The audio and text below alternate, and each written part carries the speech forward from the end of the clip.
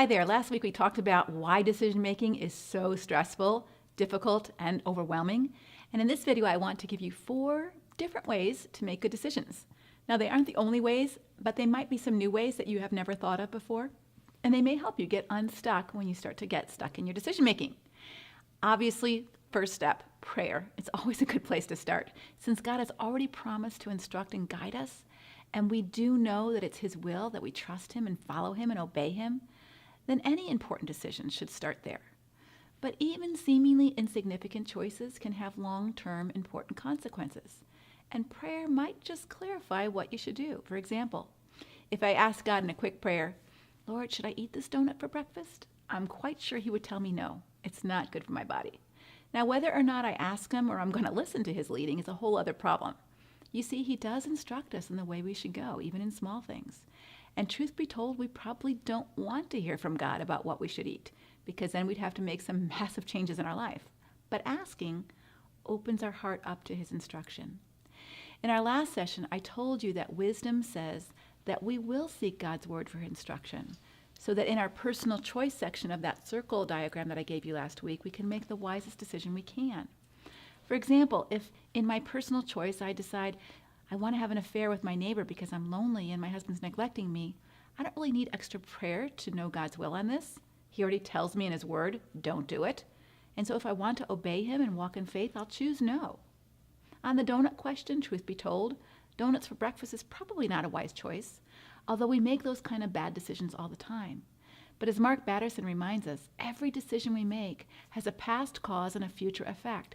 And if I keep eating a lot of donuts, I will suffer negative consequences, even if it's simply unwanted weight gain or higher cholesterol. A question you can ask yourself, though, is this: will this decision bring me closer to the person I want to be, my best self, or take me further away from it? And sometimes when you ask that question, the answer is very obvious. I want to talk a little bit about how the Holy Spirit helps us make a good decision. Because when Jesus was in the Garden of Gethsemane, He was faced with a decision that He was conflicted about. In this moment, it was the only time He didn't want to do what His Father wanted Him to do. Remember that agonizing prayer?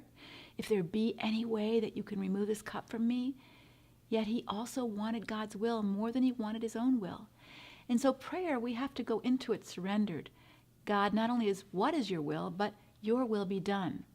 In the Lord's Prayer, Jesus teaches us to pray that way: Thy kingdom come, Thy will be done on earth as it is in heaven. And so when we surrender to God's will and His plan, then we know that whatever the outcome is His will.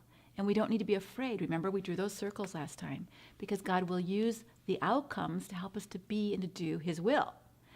But the best way is to ask God's Spirit for guidance by preparing our heart to not be attached to one or the other outcome more than the other. For example, should I move from Pennsylvania to Arizona? I like both places, but what's your will, God? I could be okay in Pennsylvania and I can be okay in Arizona. Each have their advantages and their disadvantages. I'm not praying, please, please, please, please let me move to Arizona, God. It's more likely when I'm in that mode of prayer, my own will prevail. And I might even think it's God's will, but my own will prevail. Or please, please, please, can I eat that donut? When you're more free and open to either choice, should I stay or should I go? Should I take the job or not? Should I put my kids in homeschool? Or should I do homeschool, or should I put my kids in a regular school? And we're not as clinging to either side the best we can. And then we ask God's will. Be still and listen to the answer, because He had promised to instruct you. He promised to direct your paths. So we don't need to be afraid of the outcome, because the outcome will be His perfect will for us right now. And so when we're in that place of being surrendered to His will, here's where you start to pay close attention to how you feel and how your body feels. When you consider choice A, how do I feel? Do I feel calm and peaceful, joyful? Or do I feel dry and empty and confused and hopeless? And that might be a sense that God's not in that choice. Is this decision moving me closer to God or further away from God? Imagine living with your choice for a period of time. For example, many of you struggle with whether or not you should reconcile if you've been separated. Is it time? I see some changes in my spouse, but he's not all the way there. So how long do I stay separated? How do I make that decision? So use your imagination. Go in where you're not attached to either way, and Act as if your decision is, yes, I'm going to reconcile, Lord. Is that your will? Do you feel peace? Switch to the other one. No, I'm not going to reconcile. How does that feel? Do you feel more peace, joyful, or agitated or anxious? Now be careful, because you're not just relying on your own feelings, because we can have complacency and pride, which can masquerade as consolation or as peace when we're really overly attached to that outcome. I want to do this. Is it okay, God? And that can get us in the way of his guiding. And sometimes our sad or agitated feelings aren't necessarily spiritual dryness or God telling us we shouldn't do it, but actually signaling us that it's time to move on, that it's time to move in a new direction, that we're restless here. So what this exercise helps us do is to stop, reflect, make a decision in our imagination, and reflect again. How do I feel? Not just my emotions, but my entire self, body, soul, and spirit. When Jesus was in the garden, he wasn't totally indifferent to the outcome. He didn't want plan A. He told God, I don't want that. It felt horrible to him. But he did want God's will. And so in that time of prayer, agonizing prayer, he knew, he came to that decision that it was God's will for him to do plan A. And the result was that he had this incredible peace about the next steps. Even though originally it was in all that turmoil, the peace of God came over him, and he moved forward with a sense of resolve and a strong sense of assurance. The writer of Hebrews gives us a tiny glimpse into this resolve and assurance that Christ had when he writes, "We do this by keeping our eyes on Jesus, the champion who initiates and perfects our faith. Because of the joy awaiting him, he endured the cross, disregarding its shame." And so Jesus shows us that when you really know that you're doing God's will, you do have this incredible peace, even when it's hard. A second method of making a good decision is the 4-quadrant method, and it was developed by Dwight Eisenhower, one of the presidents of our United States. And so he divides decision-making into 4 quadrants. First is we need to decide what's important to us. And so this would be where you'd write down your core values, like family and time with God. And these things usually don't fall in the urgent category: exercise, eating right. They're just important to us, but they rarely are urgent. They're just important. This quadrant are things that are urgent and important, like, my refrigerator is full of mold, I got to clean it out. It's urgent and important right now, right? Or it might be that my blog is urgent and important. It's due, and I got to get this done. So I make a decision about that. The third category is it's urgent maybe to someone else, but it's not important. Like maybe your kids want you to do something right now, or someone asks you to make a meal because they're bringing meals over to a family that had an illness or a baby, and they want you to know if they could bring one out tonight or tomorrow. It's urgent for them to get this taken care of. But it's not important to you in terms of your core values. In other words, your ministry isn't to minister to women by bringing meals, all right? It doesn't mean that you might not be able to do it and decide if you have lots of time, but if you're short on time, it would help you to make a no decision here. And this is where you have to face the people-pleasing thing, because you're going to disappoint someone because it's urgent to them, but it's not important to you. I've had a couple of colleagues recently in this month asking me to write an endorsement for their book. And I never write an endorsement unless I read the book. And I don't have time to read the book this month. And so it's urgent to them, but it's not important to me. And I had to say no. But it helped me make that decision by looking at these quadrants. And then the fourth one is it's not urgent and it's not important.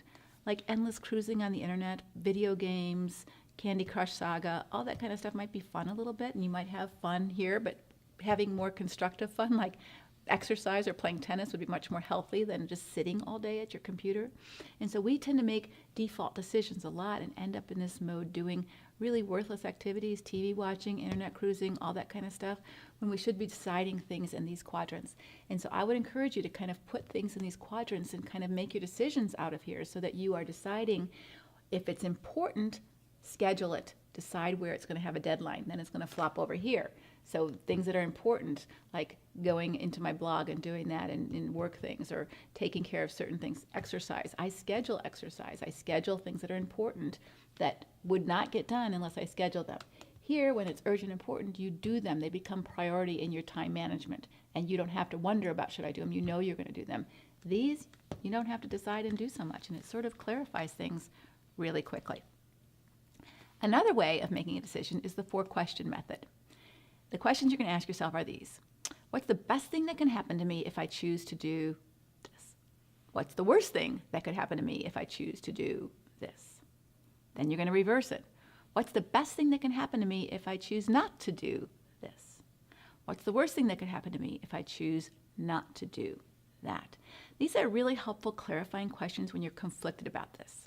Like our first method of imagining each decision and looking at the potential outcome or consequences, which choice gives you more peace or more agitation, this one helps you to look at more of the longer term consequences. For example, if I choose to reconcile, what's the best thing that could happen? Well, our marriage will thrive. Our kids will grow up in an intact family. We'll glorify God. Okay, great. If I choose to reconcile, what's the worst thing that could happen? We repeat the same destructive cycle again and again and again. But what if the answer is, he might kill us next time? Clarifies things in a different way, doesn't it? Let's go to the next two questions. What's the best thing that could happen if I choose not to reconcile? Maybe my husband will finally wake up because he'll see that we're serious here. Or I'll be safe. My kids won't continue to grow up in a violent household. I'll no longer be abused, afraid. If I choose not to reconcile, what's the worst thing that could happen? My kids will blame me, or my husband will turn into Mr. Wonderful, and another one will get the benefit of the man I always wanted him to be. So as you clarify these things, you have to ask yourself, which outcome can you live with best? These 4 questions help you discern the longer-term consequences of your choice and help you think through which one of those consequences are the wisest one as best you can with prayer. And another way, a final way to make decisions is to simply simplify your life by condensing your choices. Remember we talked last time that we just have way too many choices to make, and just that fact can make us feel overwhelmed and stressed out. And so you can simplify many of your choices just by limiting your options. For example, I'm just going to go to one tile store. Some people limit their choices of clothes to only wearing 3 colors, black, white, and gray. Everything they buy or wear falls into these 3 colors.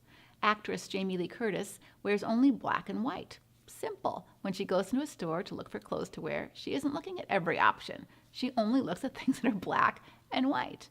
Or if a certain jean fits you best, then that's the only jean you buy. Don't try on 25 other brands of jean. Buy the jeans that you know already fit you.